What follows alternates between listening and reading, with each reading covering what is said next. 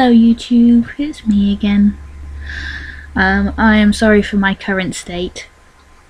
I haven't actually gotten out of bed yet, but I wanted to post a video. I'm in this position because my legs are a little weak and my back hurts a tiny bit. So this position is the most comfortable position for me at the moment. I'm sorry I'm not dressed, but I wanted to post a video today.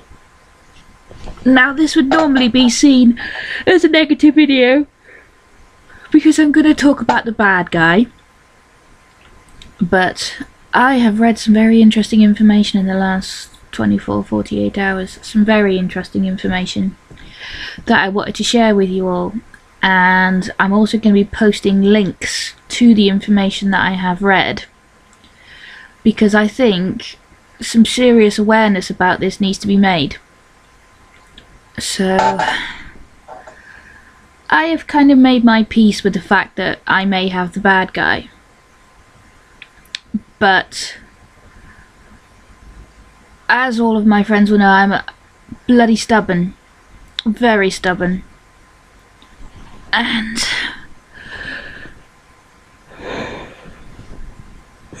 sorry.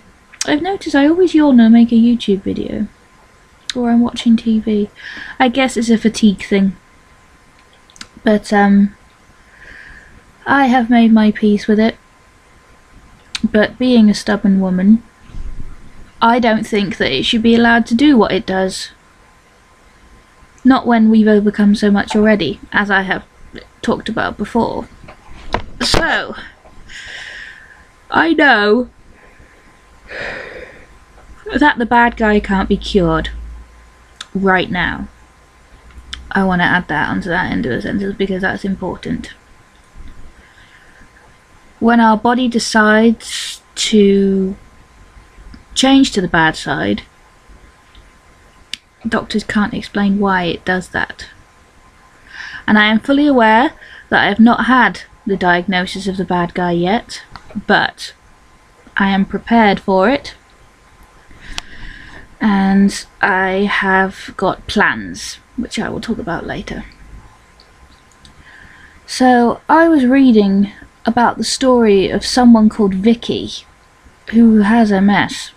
She has the bad guy. She has the progressive type, which is the one that gradually comes on and just keeps coming on and making life worse for you.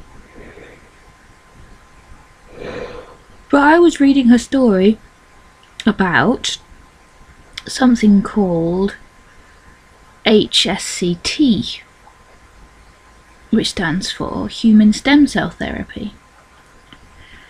She went to a hospital in Moscow, a very good hospital, and she had this therapy. I will link her blog because it is very good reading. And her disease has stopped.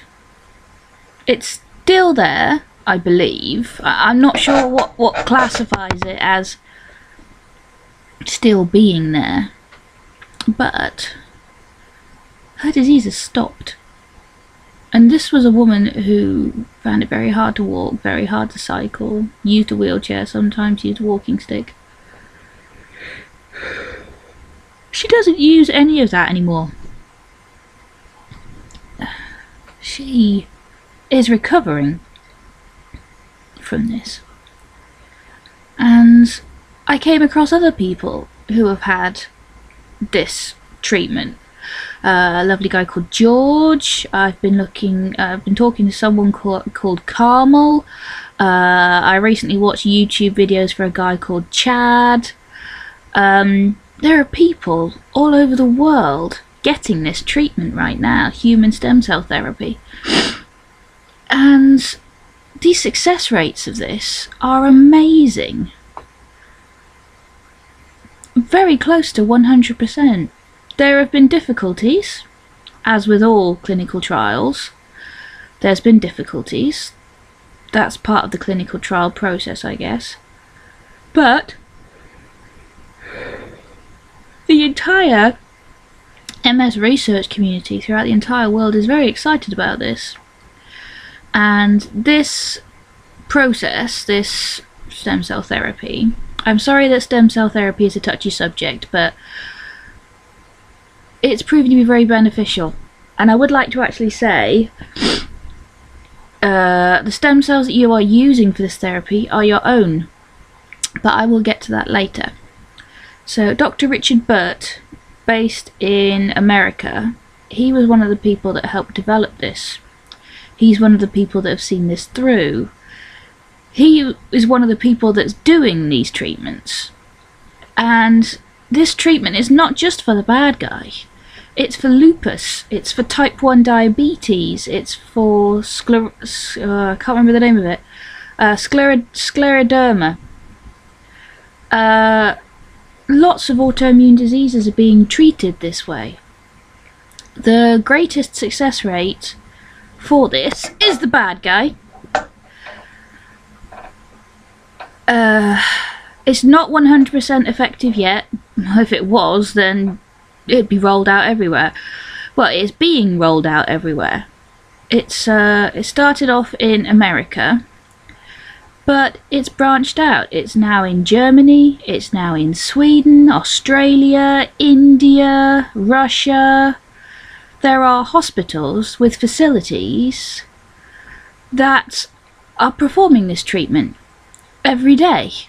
And over 600 people have had this, and the success rates are amazing.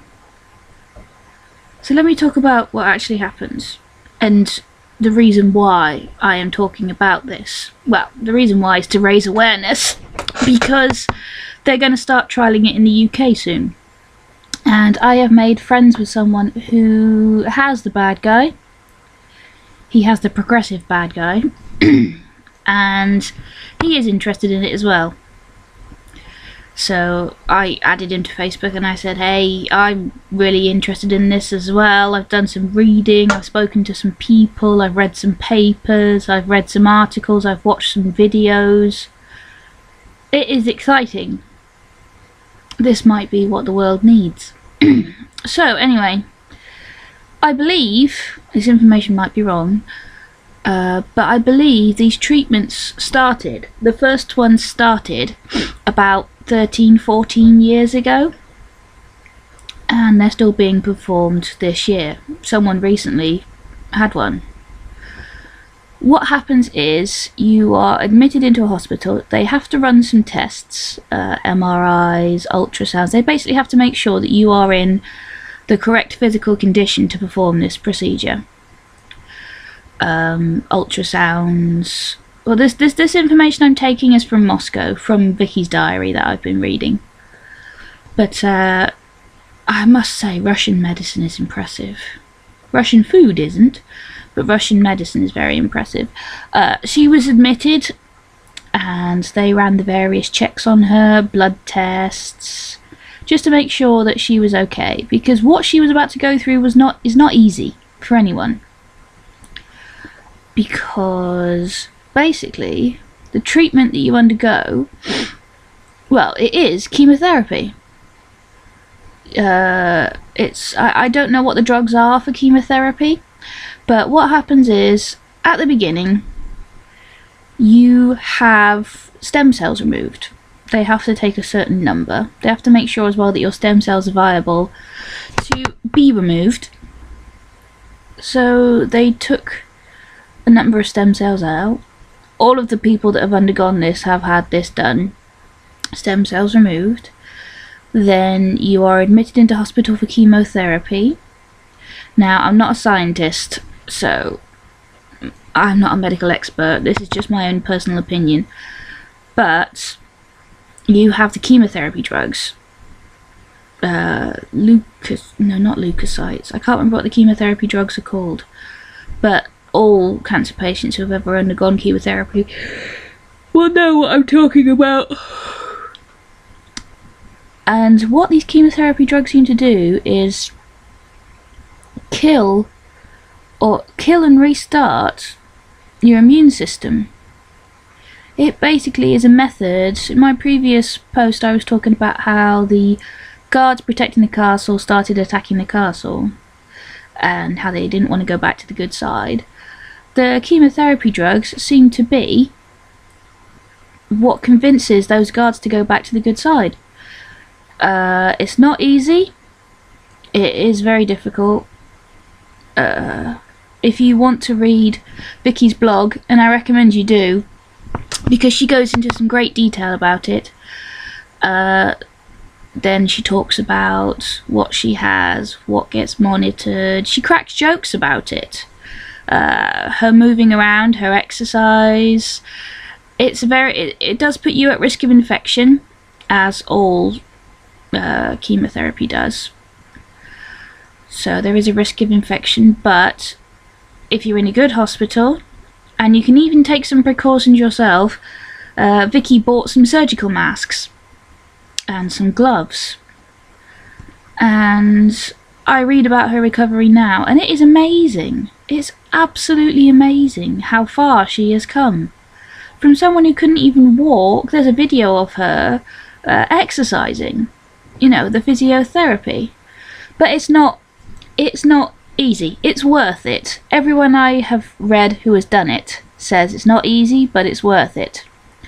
Because your body has been affected by the bad guy and is used to the effects of the bad guy, and now that you no longer have the bad guy, now that the bad guy's become the good guy, your body has to not only get over the effects that have already been done by the bad guy, but also fix and prevent the bad guy from becoming the bad guy again. So it's not easy. I have actually heard a couple of people say that shortly after their treatment they had a good couple of weeks, but things got bad. And that's when they started to panic, because they thought, oh, it hasn't worked. It hasn't worked. But it gets better. And I heard a lot of support from people say, give it a year, because your body has to get used to being not affected again. And that's hard for your body to do. So that's the story. Once the chemotherapy drugs have done their thing, your stem cells are put back in, and you have basically just reset the console. Your stem cells go into your bone marrow, they create the white blood cells, the red blood cells, the platelets, and your immune system becomes the good guy again. Now, it's not 100% successful, but I have to say, the clinical trial, I believe, is in stage 3, which is the last stage, where people are they're receiving the treatment, they're getting the results, they're publishing the results, and other countries are jumping on the bandwagon. And other countries are starting to go, okay, this is working. We need to start doing this ourselves. And as I've said, the UK have started trialling it. So I'm hoping that the friends that I've made in the UK, there's a gentleman called Alex, there's 2 women as well, one called Liza, one called Kirsty. There are more. I don't actually know how many people in the UK are affected by the bad guy. But if this can become NHS funded, I know that's hard to consider at the moment, but there are countries who have their own public health care already. Canada, for example. Canada has started providing it only to Canadian citizens, but I have seen people who are willing to relocate to Canada, pay for a visa, and get Canadian citizenship so they can have that. People are starting to do that. I suspect that's very difficult to do. But America and Germany were one of the first places to start doing it, and that was 13 years ago. That has come on in leaps and bounds already in 13 years. If they can get a 100% success rate and a 100% survival rate, because there is a 0.5% mortality rate. The reason why that is because at the very beginning it was quite an invasive procedure. and a couple of people did unfortunately lose their lives. They have since then changed the treatment so that it's not as invasive but still as effective. And yeah, the mortality rate is 0.5%. You are more likely to get hit by a car in the street. You are more likely to get cancer. You are more likely to fall off of something. I think, in a very strange comedic way, I think you're more likely to trip on a toilet roll. But this information I've been taking over the last couple of days. My brain is full of this information, and it's exciting. It is very exciting. I have sat here since they first started talking about the bad guy, and I have said, no. This thing needs to be cured. This thing needs to be managed in a better way than how they are managing it at the moment. The drugs are fantastic, I'm sure, don't get me wrong.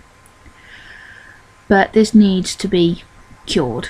And this is as close as a cure as they are getting so far, which is fantastic. The gentleman I just recently watched a YouTube video for, Chad, he is a doctor, and he was diagnosed in 2000 and... well, his first symptoms started in 2004, but he ignored them. That's what I'm hating. People are ignoring the bad guy. They're going, no, it's not there, it's not there, it's not there. They're ignoring it. I can see why they're ignoring it, because the bad guy is very random, very hidden, very confusing. But it needs to be cured. And yeah, Chad, he first got his symptoms in 2004. I'll post a link to his YouTube videos as well, because they're very educational. He was diagnosed in 2009. He's had a rough time of it, but when I watched these videos, he was walking, he was talking, he was laughing, he was crying because of what he has gone through. People like that, even Dr. Richard Burt, who helped pioneer the procedure, they are pioneers. They are creating something wonderful in the world. It's not just going to cure the bad guy. I don't want to call it a cure, because I know a lot of the MS community don't like that word being used unless there is evidence, unless there is statistics, unless there is proof. So I just refer to it as stopping the bad guy. Chad actually said in a very nice analogy, most DMDs slow down the horse that's bolted out of the stable. You tell the horse to slow down. HSCT puts the horse back in the stable. And there are people who had the treatment when it first started 13-14 years ago, and they're still doing well. It's still stopping. People are actually improving. You get back some of the damage that has been done. Now, you still have to have some treatments. You still have to have steroids to heal your body. You still have to have various tests done. There is follow-up. It's just like chemotherapy. The doctors want to make sure it's working. So there's just follow-up checks, MRIs, check the lesions on the brain, see what they're doing. So it is exciting. It is very exciting. And the reason why I'm talking about it is because if I get confirmed as having the bad guy, I will make it my life's work to have this treatment and raise awareness, help get it funded publicly. If this could become an HS fund in the UK, wow, you know. But I'm very excited about it all. And a lot of the MS community are dubious about it, which is understandable, because you currently still have to pay for this treatment. And it's not cheap. I will say that right now. It's not cheap. Because not only is the treatment there, but you have to be admitted into a hospital for something like 3 to 5 weeks. At one point you have to be kept in a sanitized, sterile environment, because when you have chemotherapy, it purposefully removes your immune system, and that puts you at risk of infection. I did read about one woman who had the procedure and she caught an infection, and she did unfortunately die. Now that unfortunately can't be discounted, as my friend George said. That can't be discounted, because if she never had the procedure, she never would have caught the infection. But you look at the number of people who have had this procedure and how well they are doing. It needs to be funded throughout the entire world. It's starting to be funded throughout the entire world. It's an exciting time. I reckon, give it a couple of years, NHS will start funding this. I know it's hard to get NHS funding for something, but bearing in mind the cost of disease-modifying drugs in a person's lifetime with the bad guy, you add up that cost, then, and you compare that to the cost of this one-time procedure, there's an immediate saving. I'm hoping that the NHS will see it that way. It's in their best interests to start funding this. Start getting rid of this.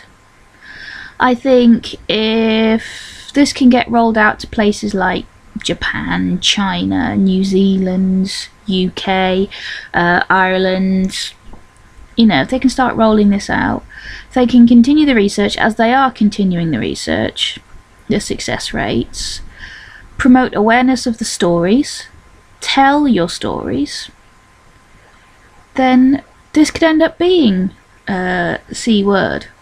I'm not going to say it, but it could end up being. Medicine for the bad guy has come so far in the last 20 years. So far. One video I was actually watching even said that in the 1960s, if you were diagnosed with it, that was it. And people were dying from it because of how it could progress and the harm that it could do. So I guess this video is a plug for something, but also a decision that, if I do end up with the bad guy, which I have accepted may happen, but I will be seeking HSCT. And you are using your own stem cells. You're not using donor stem cells. They take them out, they treat you, and then they put them back in. It was quite a controversial subject, but I'm amazed with how far medicine has come. And this is something I really want to get on board with. If I don't get diagnosed with the bad guy, then I still want to keep raising awareness of it, how beneficial it is, how it needs to be funded throughout the world, how it needs to start being rolled out to bad guy sufferers everywhere. And I will make that my life's work. So that is what I have read about, and that is what I wanted to make you aware of today. Just what is happening in the medicine world. The dedicated people that, like me, are giving the bad guy the finger, and what they are doing so that it goes away and it stays away. This is an exciting time. I'm kind of glad I'm alive to witness this. When I go into my next life, I have no idea what I'm going to witness. But I believe that every lifetime that you have because you are there to witness or participate in something significant. Whether that be something small or something big. So, that is the current status of it. It's not cheap, But I firmly believe that as the trials go on, more people will get better. More countries will think we should start doing this. Nick even said yesterday it's in the NHS's best interest to start rolling this out. I know the NHS is a difficult medical department because the diagnosis of the bad guy alone, from my personal experience, is quite difficult. So there are criteria with HSCT. You have to be a relatively good general health, which I'm not at the moment because I'm so big. I would need to lose weight for that. There is criteria. It can cure, see, I'm too keen with this. It can help with both remitting relapsing bad guy, which is they suspect what I have, and primary progressive bad guy, which is the bigger bad guy. The success rate, there's graphs and charts and numbers which are very promising. Very promising.